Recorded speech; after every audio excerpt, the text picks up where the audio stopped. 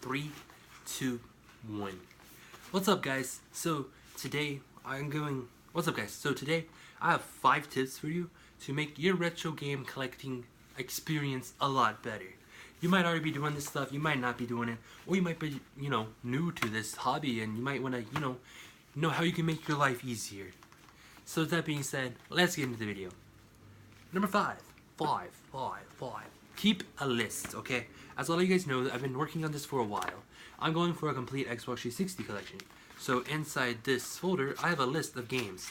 I put check marks next to the games I own, and games that I give to a friend or sell, I put a line through so that I know to buy that game again.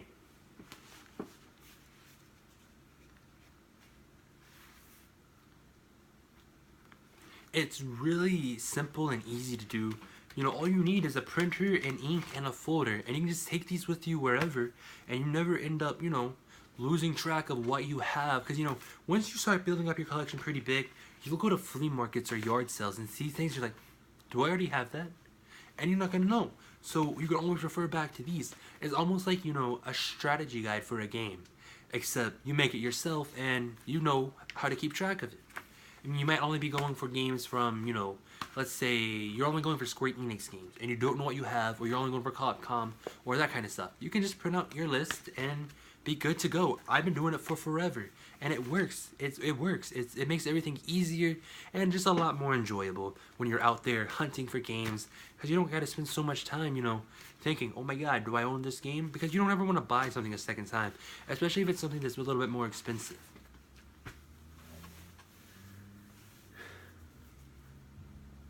Number 4, so this one is kind of, I guess, a bigger tip. So, number 4, so this one is a bigger tip, if you get what I'm saying. So, once your collection starts getting bigger, you might not have enough room, right? I live at home, I'm a college student, so I live at home. That's all of my collection I can put out, because I don't have enough room in my room to really display it. So, what I ended up doing is I have shoe boxes and caboodles. Up there, you see a lot of boxes. They're all full of games and random things full of games up there. Down there, you see a caboodle full of games. You see a amp box full of games.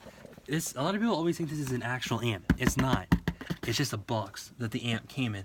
And then there's a gym bag full of games. And on this side, more stuff full of games. This is a Rock Band peripheral.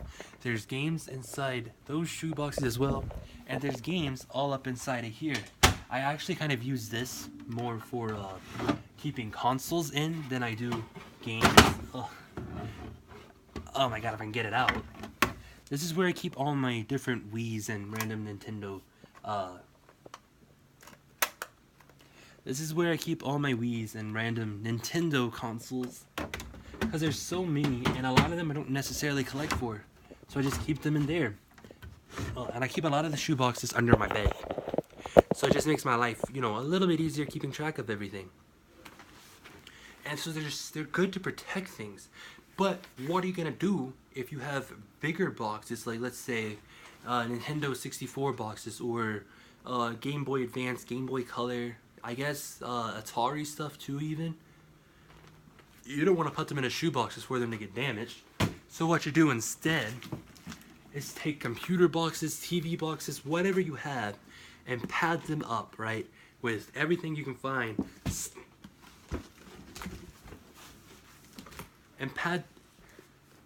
You gotta pad them up with everything you have.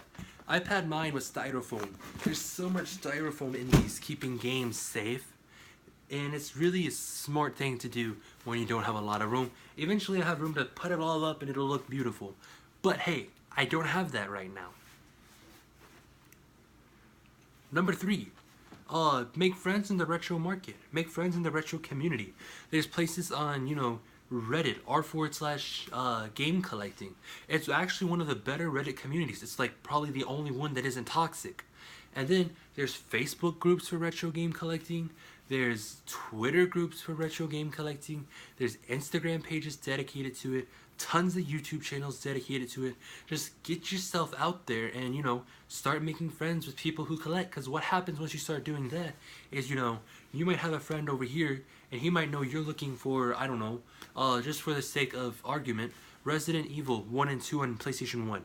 he might know you're looking for that, and you might know he's looking for, I don't know, Earthbound. That's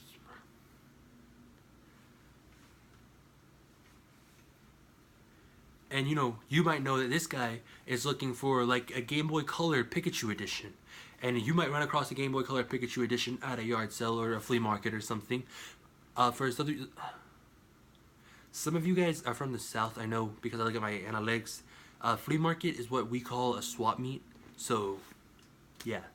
But anyways, and one of the good parts about marketing yourself out there and making friends and connections in the retro community is you might have a friend over here, right? And he might be, looking for Resident Evil on PlayStation 1, and you might be looking for a Pikachu Game Boy Color. And he might find that Pikachu Game Boy Color at a yard sale or something, and he'll call you and be like, "Yo, I found this Game Boy. Do you want it?" And he'll buy it for you, and then he'll give it to you a month or so down the road.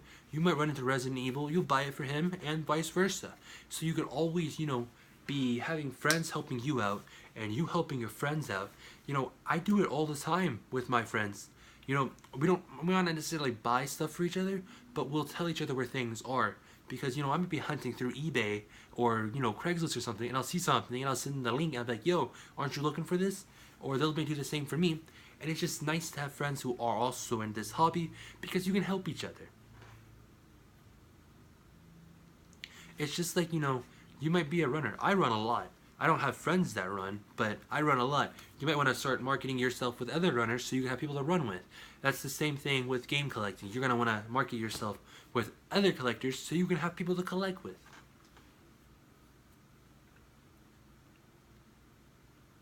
Number 2, pay attention to YouTubers and Twitch streamers.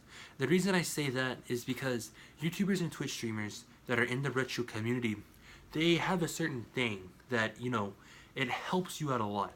Like when I was first starting, when I was probably 13 years old, when I first started taking collecting seriously, I was watching a lot of Metal Jesus Rocks. I'm 20 years old now, by the way, so if you're ever watching this video, Mr. Jesus, that's how long I've been watching you. But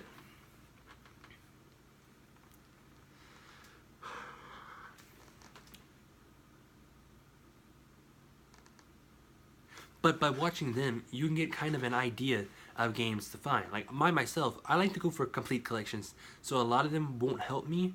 But the things I don't want a complete collection for, like I don't want a complete Game Boy collection, I don't want a complete Nintendo DS collection. But what do I do want complete collections of? Nintendo 64, PlayStation stuff, Xbox stuff, that kind of thing. So I can watch videos from him of things that I'm not going for a complete collection of, and I can see games that I would have never heard about anyways. Like, his Hidden Gem series for Dreamcast, Atari, that kind of stuff. That really helps people in finding games that they might want to get, they might want to play. A lot of people say, "Oh my god, he's just doing this to raise the prices so he can resell them. Oh my god, bad." It's really not about that. He has this thing where, like, he just wants to help people collect. He just wants to help people find things that they wouldn't otherwise know about. Because, a lot of us that are already hardcore into collecting, we know what to look out for. We know this stuff, but newcomers don't know this stuff. Like these tips that I'm giving now, people who have been in game collecting for a while probably already know all of this. But if you're just starting out, this is a good starting point. And if you watch the Twitch streamers, like my favorite retro Twitch streamer is Pete Dorr. And he does a whole lot of random retro games, whether it's from PlayStation Portable or all the way back to old Sega stuff. He plays it all, and occasionally he'll watch videos on his stream, which goes through every single game from a certain console, and it really helps you out a lot in finding games that you might want to play or that you think is going to be great fun that you might have never saw or thought about otherwise. And then there's speedrunners like Arcus87. He'll play like some random game, mostly like Ninja Gaiden, Zelda, Mario, that kind of stuff, for however long until he gets a world record or a PR. And it's just one of those things. You can find those guys and you can see games that you might not otherwise have liked. Because think about it this way: when you want to play new PlayStation games or new Xbox games, what are you doing? You're out here watching YouTube videos of games, like reviews and stuff. So why not watch those games for retro stuff too? It just helps you collect better, especially if you're not going for a complete collection and you just want certain games, from certain eras or certain things. It just makes it easier. And number one, this is probably the most important tip I'll give you like all day. Be patient. It's important to be extremely patient.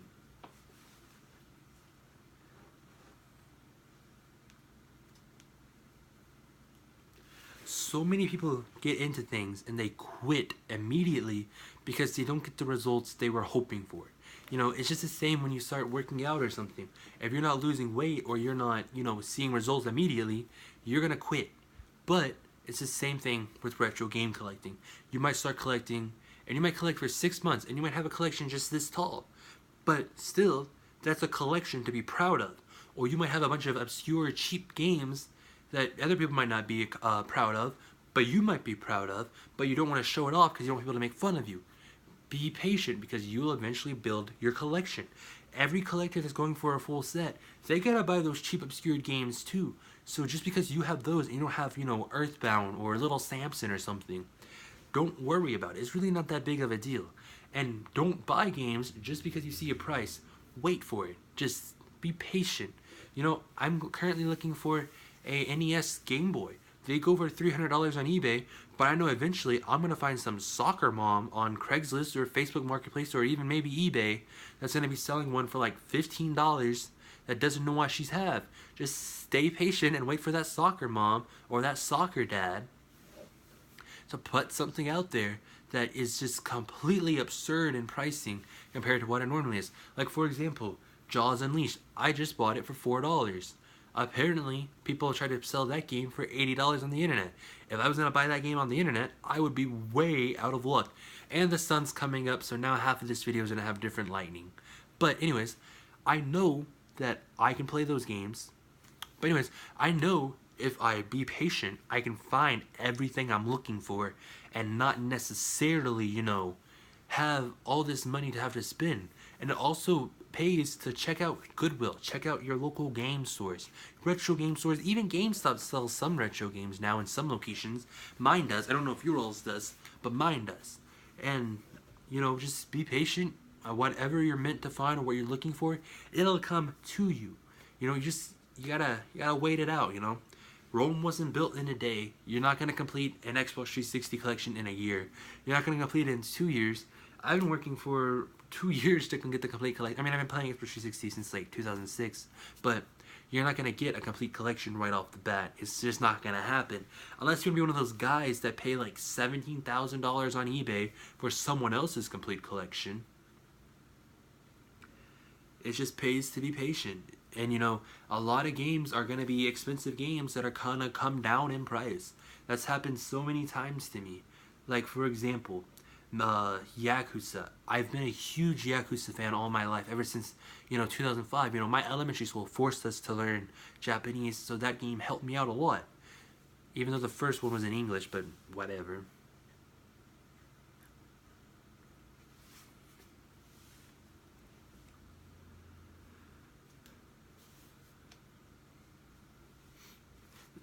If you look back at that game, like, for example, a thing I have, like, for example, something I can tell you that if you were patient for, you would be loving yourself right now, but if you weren't, you're going to be hating yourself. So back in August, when Yakuza was still, starting to build up its popularity in the East Coast, when Yakuza was starting to build up its popularity in the Americas, if you wanted to buy Yakuza 1 or 2 on PlayStation 2, it was going to run you like $100 for each copy, so $200 total, like $500 if you wanted a complete in-box collection. But now, Yakuza 1 and 2 are like $25, $30 games. Daikatana by John Romero. If you go to a retro store, fucking sense.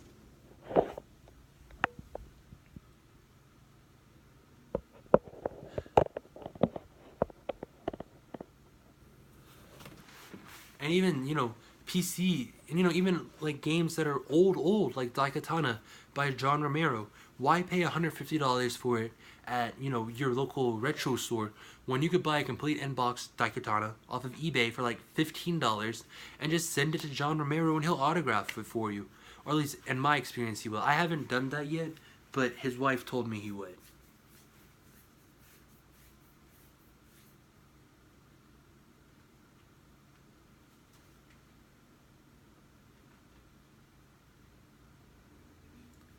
So yeah, just be patient, follow these tips, all 5 tips, and you too can have, a better experience, a more fun time retro collecting.